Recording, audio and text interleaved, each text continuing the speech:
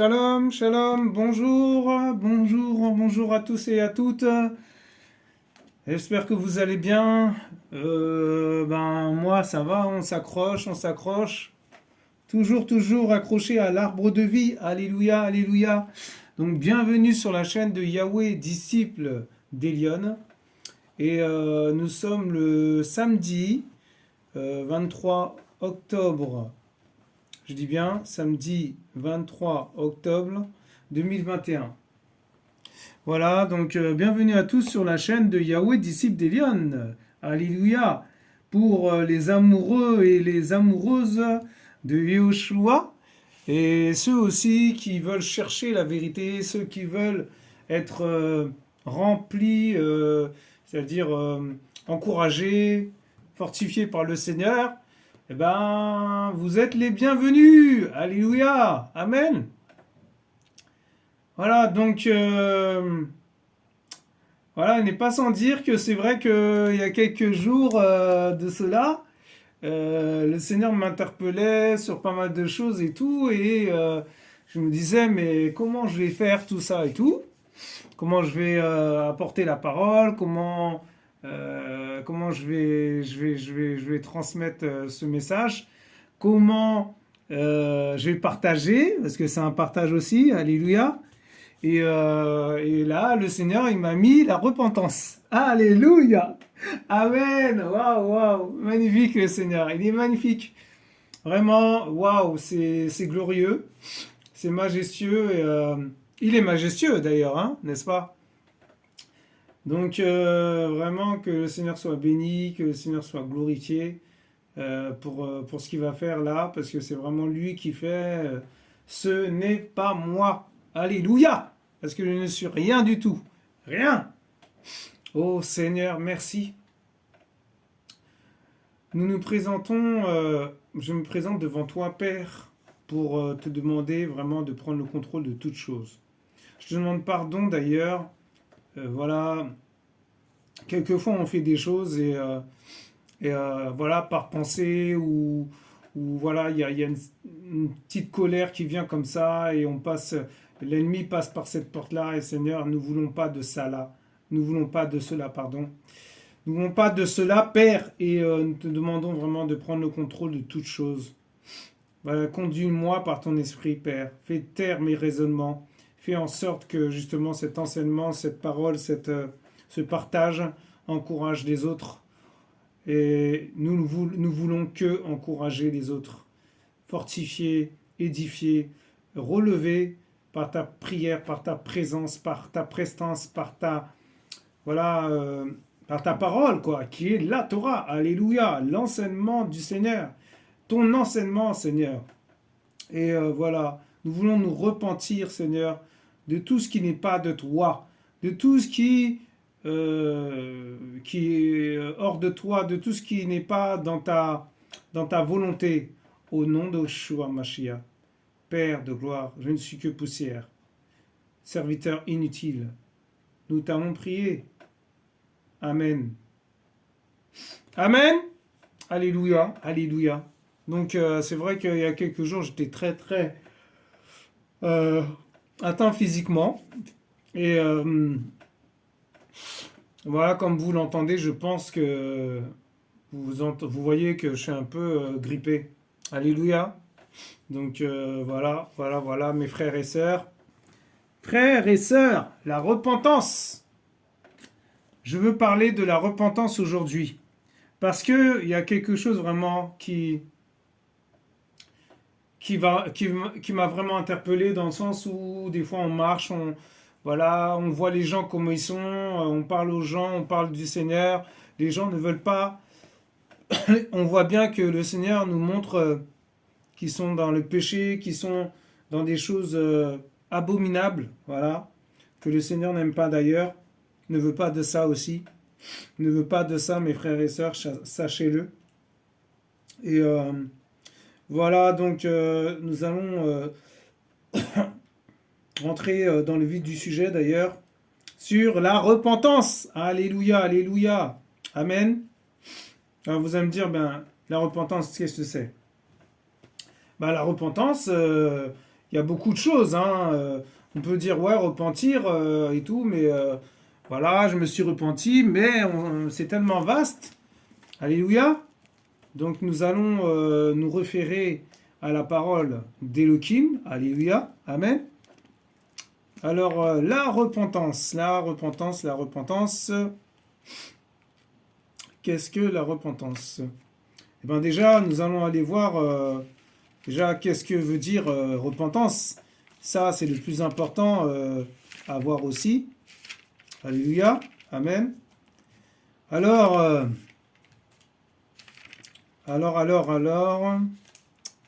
Alléluia. Nous allons y arriver. Amen. Alors, repentance, voilà. Alléluia. Je lis au nom de Yeshua Mashiach. Alléluia. Repentance, du grec, métanoïa. Ça veut dire quoi, métanoïa? Parce qu'on va se dire, mais métanoïa, mais c'est quoi? Je comprends pas. Moi, je lis la parole, tout ça, mais il faut lire la Bible, mes frères et sœurs. Mais il faut pas que la lire. Alléluia. C'est pas une fable, c'est pas un roman. Il faut comprendre les mots. Et si on comprend pas, il faut aller chercher les mots. C'est ça, creuser. Creuser la parole, c'est trouver les définitions, voilà, de certains mots qu'on connaît pas forcément, qu'on croit connaître, mais qu'on connaît pas. Par exemple, un exemple tout bête, je sais pas moi, je lisais la parole ce matin et puis bon, je dis joug. Joug, c'est quoi déjà? Un joug, c'est quoi un joug? Et je commence à regarder dans le dictionnaire, pas forcément dans le dictionnaire, mais dictionnaire biblique, voilà. Alléluia.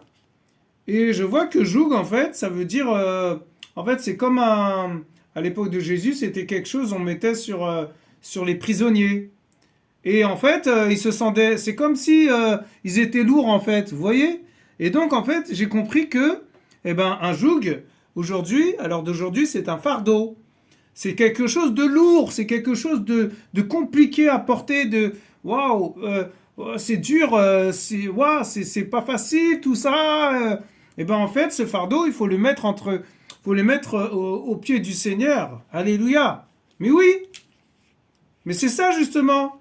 Mais pourquoi le Seigneur, il dit, c'est lui qui fait éclater les jougs et qui ôte les fardeaux. Oh, ça veut dire quoi? Ôter les fardeaux, ça veut dire qu'il enlève nos fardeaux. Ça veut dire qu'il va nous rendre légers. Alléluia, amen. Mais oui. Et le joug, c'est pareil. Le Seigneur, il enlève ce joug. Waouh, vous vous rendez compte comment le Seigneur, il parle? Moi, c'est pas moi. Hein. C'est le Seigneur qui parle là. Oh Seigneur, continue à parler, continue à interpeller. Alléluia. Alléluia. Alors, continuons. Alors, repentance du grec métanoïa. Métanoïa, ça veut dire changement de mentalité. Alléluia.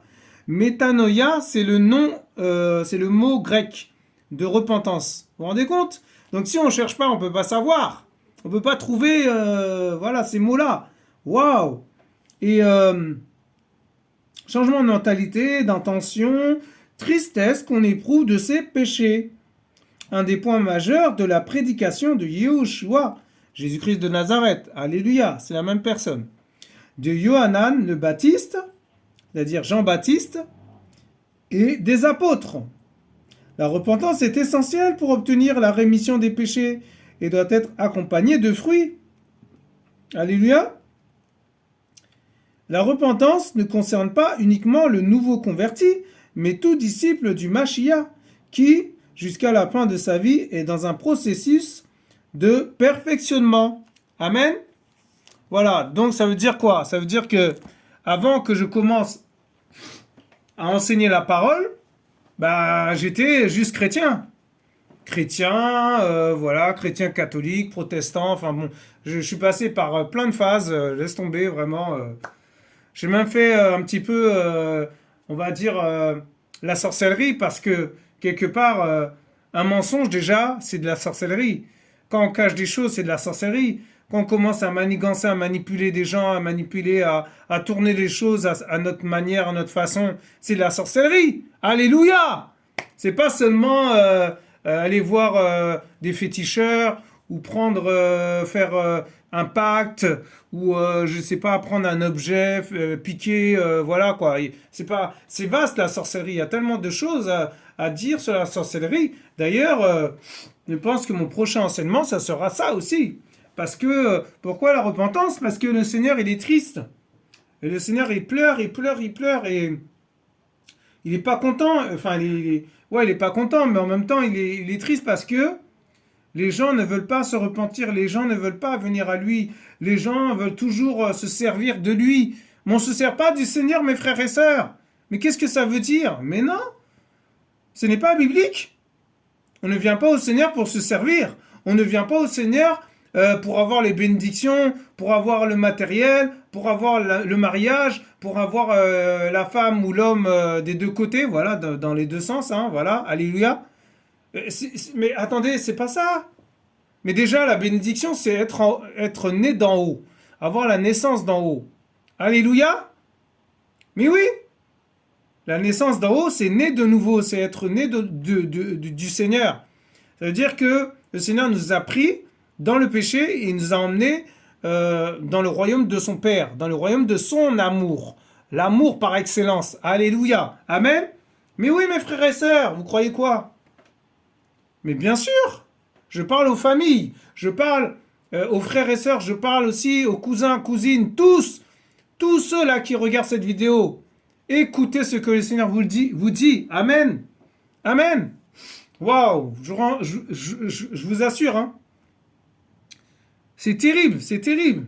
Et, et voilà, et donc vraiment la repentance, c'est important de se repentir. Le Seigneur veut pas qu'on aille en enfer. Si on va en enfer, en fait, ça regarde que nous. C'est-à-dire que si on va en enfer, c'est parce qu'on n'a pas fait les choses qu'il fallait faire. Alléluia. Amen. Mais oui, mais bien sûr. Mais vous vous rendez compte? Non, non, c'est terrible. Vraiment, c'est terrible. Et, et d'ailleurs, j'avais quelque chose à voir avec vous par rapport à la repentance aussi, qui m'a beaucoup interpellé. Et voilà.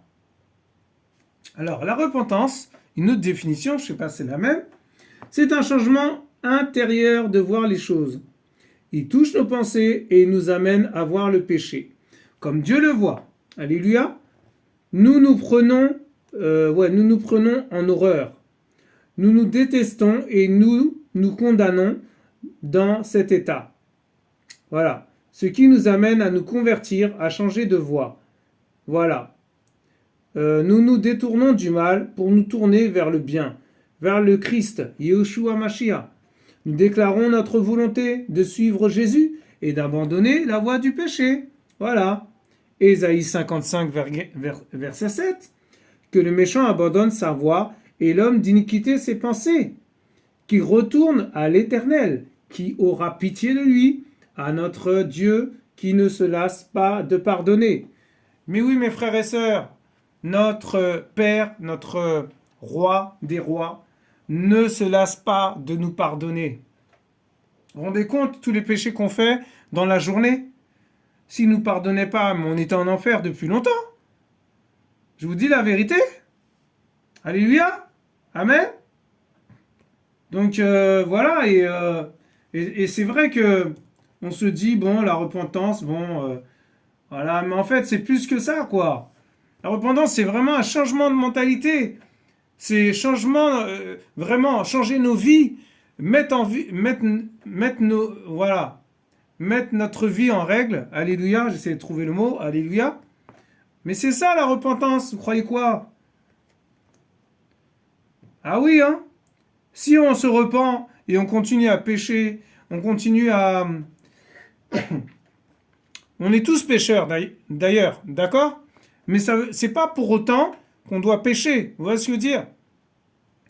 Parce qu'on peut pécher par pensée, on peut pécher, je sais pas, un mot qui est sorti de notre bouche, tout ça, on n'a pas fait attention. Mais là, la différence entre un vrai repenti, voilà, et ben c'est quelqu'un qui se repent, qui reconnaît ses erreurs, qui reconnaît ses fautes, qui reconnaît ses péchés, qui reconnaît les mauvaises pensées qu'il a eues, qui reconnaît dans la journée qu'il s'est mis en colère contre une personne.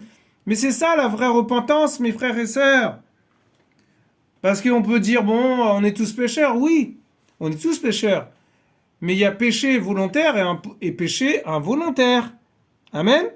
Péché involontaire, ça veut dire, voilà, je vais tromper ma femme, par exemple. Alléluia. Et je vais me repentir. Et après, je vais retromper ma femme encore. Et après, je vais me repentir. Mais ça, je suis désolé. Mais ça, c'est pas biblique. Vous pouvez pas faire ça. On peut pas faire ça. Ce n'est pas biblique. Le Seigneur ne sera pas d'accord avec ça. Alléluia. Et donc, voilà. Alors, on va aller voir une autre définition. Alors, repentance, qu'est-ce qu'ils disent? Alléluia, alléluia. C'est vraiment important, c'est vraiment important. Alors, c'est un regret douloureux que l'on a de ses péchés, de ses fautes et désir de se racheter. Manifestation de cette attitude. Mais oui, en fait, il y a tellement de choses dans la repentance. Je vous assure, hein. Moi le premier, hein. Moi je parle pour moi aussi, hein. Parce que quand je parle de repentir, on est tous concernés, hein. Amen. Et, et voilà, repentance. Alors, repentance biblique. Repentance biblique. Alors, qu'est-ce qu'ils disent? Alléluia. Wow, vraiment, c'est... En fait, il y a tellement de choses à dire sur la repentance. C'est...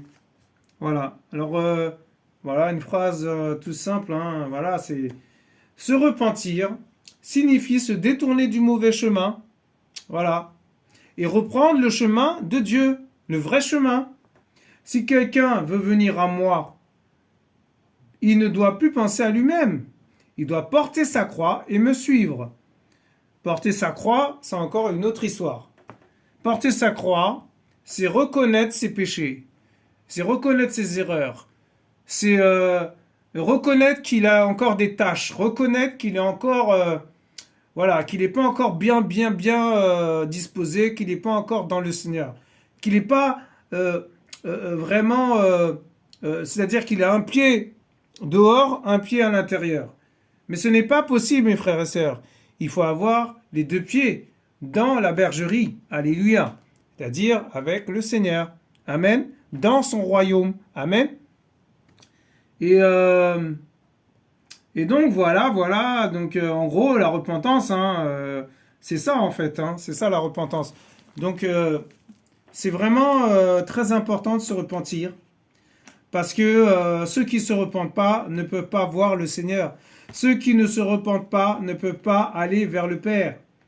Parce qu'on ne peut pas aller, par exemple, on est dans un péché quelconque, oh j'ai péché et tout, oh, j'ai pris le Seigneur, tout ça, et vous croyez que le Seigneur va exaucer vos prières? Bah non, je suis désolé, non. Ça passe pas. Ça peut pas passer. Parce que le Seigneur, il est juste. Il est tellement saint, il est éternellement saint. En fait, il a horreur du péché. Alors si on vient dans un péché quelconque, on vient vers le Seigneur avec un péché, ben non, il va pas nous pardonner. Vous voyez ce que je veux dire? Donc c'est pour ça que nous repentons. Et après, bien sûr, hein, si vraiment nous avons péché, nous avons la conscience que nous avons péché dans la journée, au travail, dans les transports, je sais pas moi, avec les frères et sœurs, avec la famille, les tantes, les oncles, on a dit des choses qui n'étaient pas forcément constructives et forcément bonnes, et ben on se repent. Et bien sûr, après la repentance, c'est quoi? C'est le pardon. On demande pardon au Seigneur, on demande pardon aux gens, on demande pardon aux familles, on demande pardon. On règle nos vies. Et oui, il faut régler notre vie. Alléluia. Et là, le Seigneur, il vient et nous fait du bien. Mais oui, mais parce qu'on a reconnu notre péché. Mais si on ne reconnaît pas notre péché, bah, le Seigneur ne va pas nous pardonner. Le Seigneur est juste, hein. Donc c'est comme ça que ça se passe avec le Seigneur, hein. Si un pécheur qui fume, une personne qui fume par exemple, et qui vient au Seigneur, voilà, qui demande au Seigneur d'enlever ces choses, parce c'est le seul à pouvoir enlever ces choses. Une personne qui pêche, une personne qui fume, une personne qui boit, une personne qui va se souiller devant un film impudique, voilà. Je suis désolé, il peut pas s'en sortir comme ça. Il peut aller voir tous les psychologues qu'il veut, il va retomber là-dedans. Mais il n'y a que le Seigneur qui peut enlever ces choses. Il n'y a que le Seigneur qui peut le nettoyer. Il n'y a que le Seigneur qui peut lui ôter ses fardeaux, ses jougs. Allô, alléluia, amen. Et, euh, et voilà. Et, euh, et pourquoi il dit aussi on est dans un processus de perfectionnement? Ben parce qu'au début, on est bébé spirituel. Après, on est au lait. Après, on est au solide. Et après le solide, le Seigneur nous appelle à être docteur, apôtre, pasteur, berger, comment dirais-je, dans le social, voilà, dans les ministères, quoi. Donc, voilà. Vous voyez ce que je veux dire? Il nous appelle à faire quelque chose dans son royaume, à apporter quelque chose, à transmettre quelque chose, à partager quelque chose, à donner quelque chose, à voilà quoi, à enseigner aussi, voilà, parce on est aussi des enseignants. Alléluia. On étudie la Bible, hein, mais on est aussi des enseignants. Bien sûr, pour ceux qui sont vraiment dans la crainte du Seigneur, ceux qui sont vraiment dans la volonté parfaite du Seigneur. Ceux qui sont dans le péché, ils ne peuvent pas enseigner, c'est pas possible, parce qu'ils vont ils vont transmettre des mauvaises choses aux gens. Amen. Mais oui, c'est pour ça que moi, quand j'étais dans le péché, je me repentais, et le Seigneur me mettait à cœur de partager, je partageais. Mais si j'étais dans le péché, dans l'impudicité comme j'étais avant, il y a quelques... Pardon. Il y a quelques mois, eh ben, vous croyez vraiment que j'aurais été devant la chaîne de Yahweh? Non, je veux pas faire ça. C'est honteux de faire ça. Ce n'est pas correct. Ah oui, hein, vraiment, en plus, quelle désobéissance. C'est de l'ingratitude envers le Seigneur aussi. Amen. Donc voilà mes frères et sœurs. Et oui, c'est ça la repentance. La vraie repentance. S'il y en a qui se repentent et après ils reviennent à l'assemblée prêcher. Mais qu'est-ce que c'est? Mais c'est quoi? Qu'est-ce que tu vas transmettre aux autres? Qu'est-ce que tu vas transmettre au peuple de Yahweh? Eh oui, tu vas transmettre que des saletés? Mais non, je suis désolé. C'est pas bon. Amen. Donc, nous allons aller voir Marcos. Je dis bien Marcos. Chapitre 1, verset 4. Amen.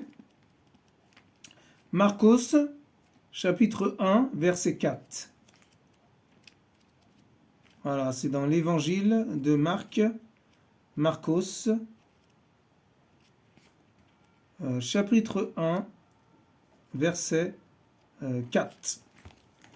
Amen, amen. Alléluia. Nous allons un petit peu aller dans la parole quand même.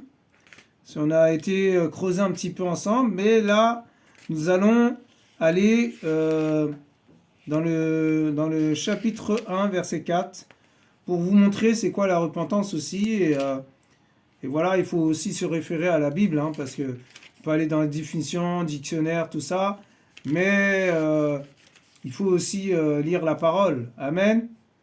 Alléluia. Amen. Voilà, alors Marcos, à partir du chapitre 1, verset 4. Alors, qu'est-ce qu'il dit? Yohanan vint, c'est-à-dire Jean, amen, mais c'est Yohanan en hébreu. Yohanan vint, baptisant dans le désert et prêchant le baptême de repentance pour la rémission des péchés. Alléluia. Et Alléluia. Et au verset 5, « Et tout le pays de Judée et les habitants de Jérusalem allaient vers lui, et confessant leurs péchés. Ils se faisaient tous baptiser par lui dans le fleuve du Yarden. Amen. C'est-à-dire le fleuve du Jourdain. Or, Yohanan était vêtu de poils de chameau.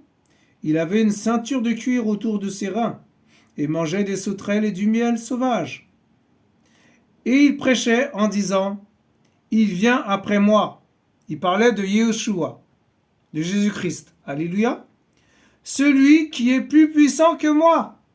Et je ne suis pas digne de délier en me baissant le lacet de ses sandales. » Waouh, vous vous rendez compte? En fait, il s'humiliait parce que il n'arrive pas à la cheville de Yahweh, quoi. Il n'arrive pas à la cheville de Yehoshua. C'est ça qu'il disait. Amen. Les questions de Jean-Baptiste, qui disait qu'il n'est pas digne d'être même à côté de lui, quoi. Qui il est pour commencer à se nommer prophète, à dire qu'il est un pasteur, qu'il est le plus grand des prophètes? Non. Le prophète par excellence, c'est Yehoshua. Amen. Mais quelle humilité de cet homme, Jean-Baptiste. Waouh. Celui qui baptisait. Il baptisait d'eau. Il baptisait seulement d'eau. Hein. Waouh, vous vous rendez compte? Et Yehoshua, il baptisait du Saint-Esprit et du feu. Amen. Alléluia. C'est pour ça qu'il y a 3 baptêmes. Il y a le baptême du Saint-Esprit, le baptême d'eau, pardon, le baptême du Saint-Esprit et le baptême du feu. Amen. D'ailleurs, à l'occasion, on parlera aussi de cela, parce que c'est vrai que c'est important de savoir, c'est quoi ces 3 baptêmes? Pourquoi 3 baptêmes? Quels sont les types? Quels sont ces 3 types de baptêmes? Mais ce n'est pas le sujet de ce soir. Amen. Et alors, pour finir, il dit, Jean-Baptiste, Yohanan, alléluia, moi, je vous ai en effet baptisé dans l'eau, mais lui vous baptisera, dans le Saint-Esprit. Amen. Et après, il y a le baptême du feu, mais ça, on verra ça après. Alléluia. Vous vous rendez compte? Mais quelle parole! Quelle humilité! Waouh! Waouh! Magnifique! Et voilà. Donc, nous allons aller voir encore un autre passage dans Luc, d'accord? Lucas, chapitre 3, verset 8, à partir du verset 8. Amen. Excusez-moi, c'est vrai, j'ai la gorge un peu qui est prise, mais le Seigneur m'a mis à cœur m'a même poussé à faire cette vidéo, donc je la fais. J'obéis au Père. Amen. Alléluia.